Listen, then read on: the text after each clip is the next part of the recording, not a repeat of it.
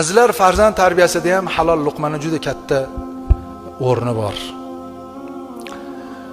Men eslataman xolos, bu yangilik emas. Hayotda ko'ramiz, shunaqa insonlar bor. Harom yo'l bilan pul topib boyayotgan insonlarni ko'ramiz, lekin yoshlikda bilinmaydi, o'tib ketaveradi sinov davrida. Lekin ba'zilarida Alloh taolo yoshligida, ba'zilarini keksaligida endi haligini jazosini beradi. Juz'iyini. Pishqirib yurgan boy birdaniga og'ir kasal bo'lib qoladi.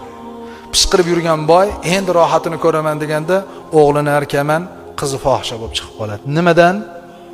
Halolni halol, haromni harom degan odam basda. Men bir kitob o'qidim. O'sha kitobda muallif yozadi, kitobni yozgan odam yozyapti. Menga bir inson kelib shu voqeani aytgan uchun kitobimga kirityapman. Chunki kitob farzand tarbiyasi to'g'risidagi kitob.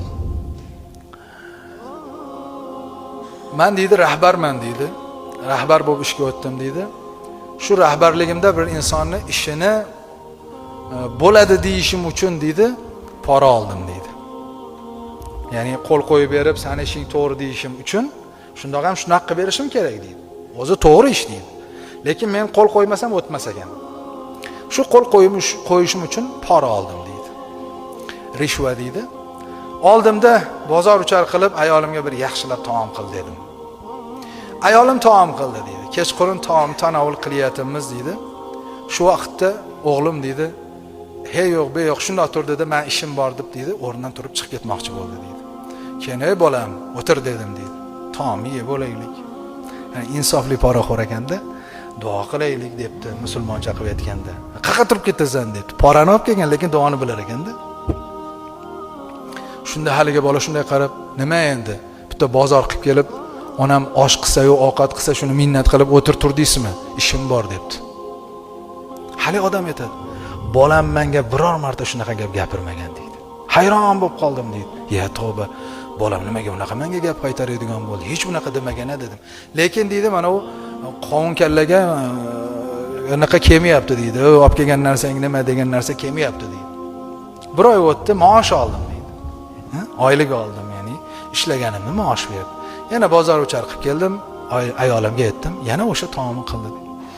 Shu taomdan bir luqma olganimizdan keyin deydi, o'g'lim deydi, onasiga qarab, "Onajon, bugun ovqatingiz nihoyatda shirin bo'pti" deb aytdi deydi. Shu joyda Alloh taolo meni qalbimga soldi deydi. Bir oy oldingi olib kelgan ovqatim ham xuddi osh edi, sizlar tushunishinglar uchun aytayapman. O'sha shirin edi deydi. Bu ovqatim ham osh, o'sha shirin, lekin bolam shirin bo'pti deb aytayapti.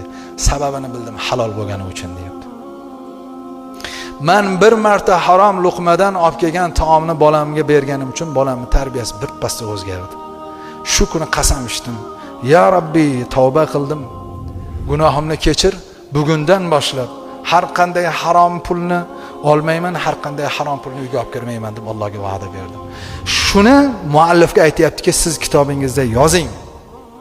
Men hayotimda bo'lgan voqea bu. Boshqalarga ta'sir qilsin, boshqalar menga o'xshab qiynalmasin, bolalarning tarbiyasi buzilmasin deyapti. Shuning uchun azizlar, kimimiz qayerda ishlashimizdan qat'iy nazar musulmon o'laroq haromdan tiying. Harom juda qiziqda azizlar. Harom borku, kelishi ham oson bo'ladi. Shunday, "Mana oling" deydigan variantda keladi-da.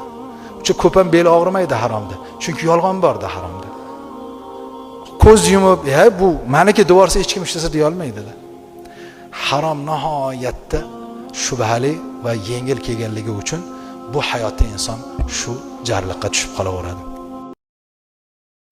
Adolat istayman O'zbekistonda. Nohaqlik avjida, qiyin sharoit, ona yurtim bag'rida, quldan farqim yo'q, huquqimni chetga surar organ xodimi.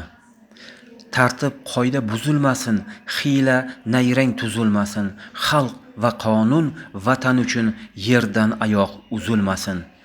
Ruhiy kasal emasman, quloq sol do'stim.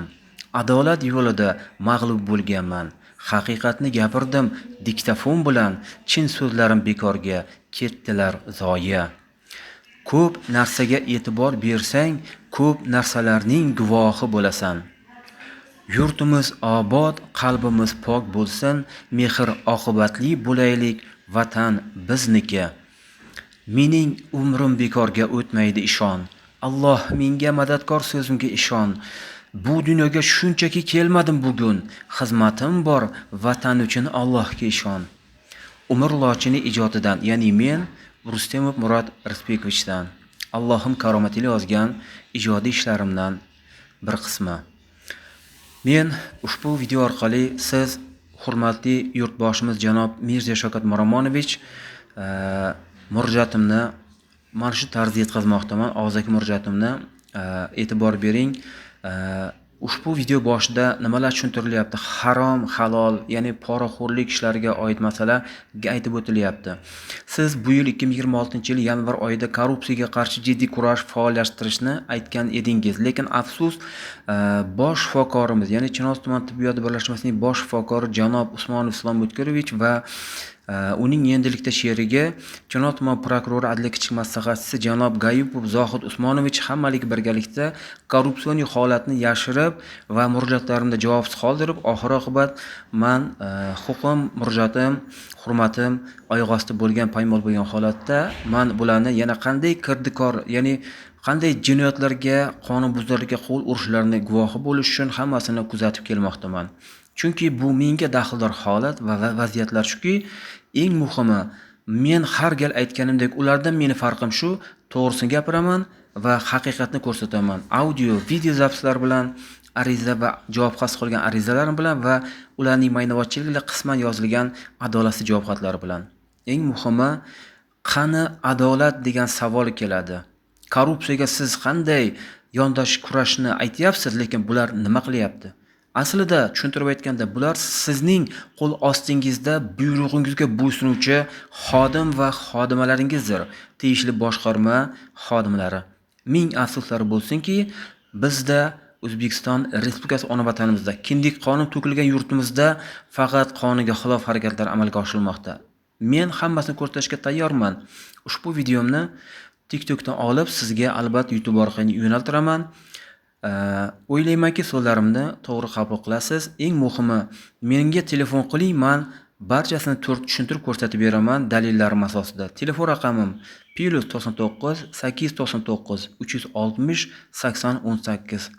Iltimos, murojaatimni Konstitutsiyamizning 34-modda asosida to'g'ri qabul qilishingizni so'rab qolaman va bunga qo'shimcha tegishli moddalardan ikkitasi 60 moddasi va 2-moddasi, mayli 23-moddasini sizga qo'shimcha ilova tarzda aytib o'taman. Iltimos, men yordam so'rayapman, sizga murojaat qilmoqdaman.